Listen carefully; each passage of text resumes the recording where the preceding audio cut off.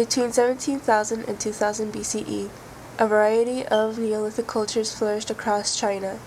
Through long interactions, they became increasingly similar and eventually gave rise to three Bronze Age dynastic states.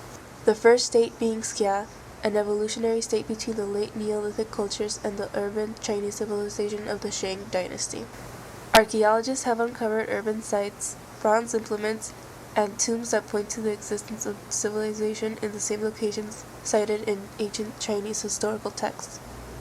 The succeeding and more advanced cultures produced pottery and were also jade carvers.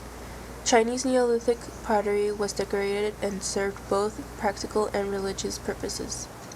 The two other Bronze Age dynastic states were the Shang from 1700 to 1100 BCE and the Zhou from 1100 to 256 BCE. The Shang developed traditions of casting ritual bronze vessels, worked with jade in ceremonial shapes, and wrote pictographic scripts expressing abstract ideas. They were a stratified society, and the ruling party claimed power as shamans and were responsible for early writing. And like most cultures that began to use bronze, it was put into weaponry. The next and final Neolithic dynasty, the Zhou, had developed a feudal society, ruling over many small states. Later in the period, those separate states began to battle for supremacy.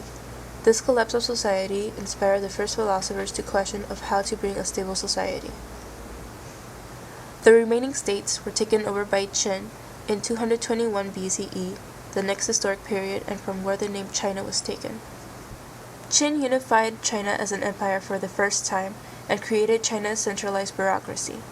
He also formed the Great Wall, a city-sized mausoleum guarded by a life-size terracotta army, and a massive national road system at the expense of numerous human lives.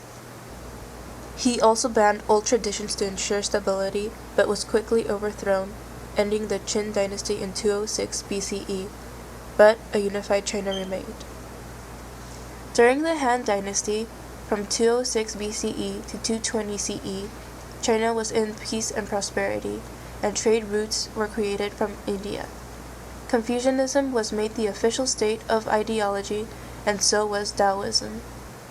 They concentrated on harmony and on building correct relationships. After the fall of the Han Dynasty, China experienced a period of disunity. The north of China was being taken over by invaders from the north and the west, while the south experienced economic and cultural development, and trade routes stretched. Many dynasties after that were short-lived, and many were full of unrest and wars.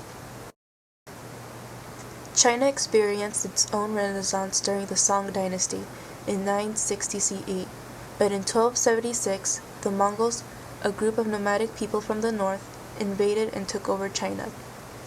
The Mongols established their own capital in what's now known as Beijing, but cultural centers remained in the south. This was the start of the Yuan Dynasty in 1280 CE. A man from a poor, uneducated family named Zhu Yuanzhang gained power from the help of scholars to drive out the Mongols. He became emperor but grew to distrust the intellectuals. The Ming Dynasty was a despotic rule for 300 years, but came to an end when Manchu armies marched into Beijing in 1644. The dynastic family from the Qing Dynasty were not of Chinese origin, so the emperors became Chinese themselves, culturally and mentally. Their rule was a mixture of authoritarianism and paternalism, and the emperors with the reign saw themselves as protectors of the Chinese literature and art. During the 18th century, China was the largest, richest, and most efficient governed state of the world. However, internal problems and external conflicts led to the decay in the early 19th century. There were political and cultural reformations, and the Qing Dynasty were overthrown in 1911 and China was recognized as a republic. And in 1949, China established a communist government.